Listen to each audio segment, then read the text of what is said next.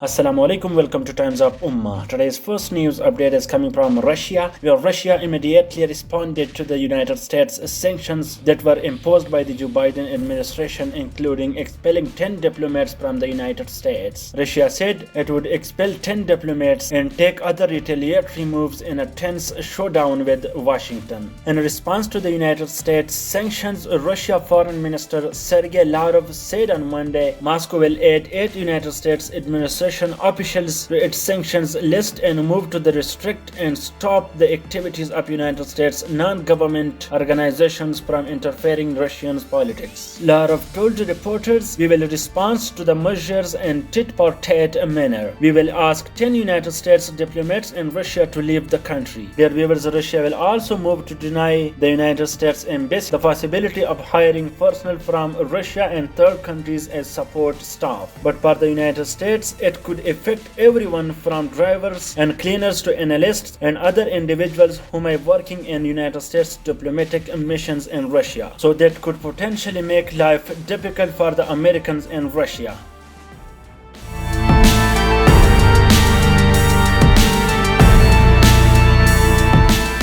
Today's second news update is coming from Iran, when Iran has started 60% uranium enrichment in response to Israel's attack on Iran's nuclear facility in Natanz, which were destroyed some centrifuges. The Tehran's nuclear chief Ali Akbar Salehi said Iran has started 60% enrichment at Natanz facility, in which Iran blamed Israel for attack and said we will take revenge of it. After that, Iran announced we will boost uranium enrichment up to 60% and we will also install advanced centrifuges in the response to Israeli attacks. But the Israeli Prime Minister said in a statement that Israel will never let Iran to maintain a nuclear weapon because Iran is a big threat to Israel. But Iran is now at a great trouble because Iran wants United States sanctions to be lifted. And on the other hand, they want 60% uranium enrichment. However, it is likely to raise tensions even as Iran negotiates with world powers in Vienna over a way to allow the United States back into the agreement and lift the harsh economic sanctions it faces. But here I also tell you that 60% is higher than any level Iran previously enriched uranium. It is still lower than weapons grade level of 90%.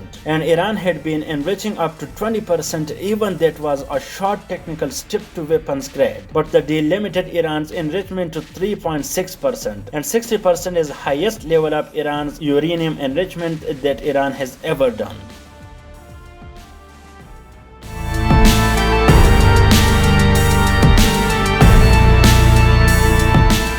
Today's third news update is coming from United States, where a new report said United States will donate $150 million to the United Nations Relief Society for Palestinian refugees, and $75 million will be allocated for development projects in Gaza Strip and the West Bank. An additional $10 million will be utilized for peace-building measures between Palestinians and Israelis. The United States Secretary of State Blinken emphasized the United States' vision for Israelis and Palestinians to live in prosperity, security and freedom. But the former United States President Donald Trump was quite pro-Israeli, which cut off all financial aid for Palestine in 2018, and he supported Israeli Prime Minister Netanyahu government to unprecedented degree on critical issues such as illegal Israeli settlement. On the other hand, Biden has traditionally been critical of Israeli settlement policy. And you should also know that during his election campaign, Biden reiterated his proclivity for a two-state solution and promised to reopen the Palestine Liberation Organization mission in Washington, D.C. and the United States Consulate in Jerusalem for Palestinian officials. Dear viewers, we hope it will be a good decision for Palestinians. Dear viewers, if you want top news of each day, please subscribe Times of Ummah.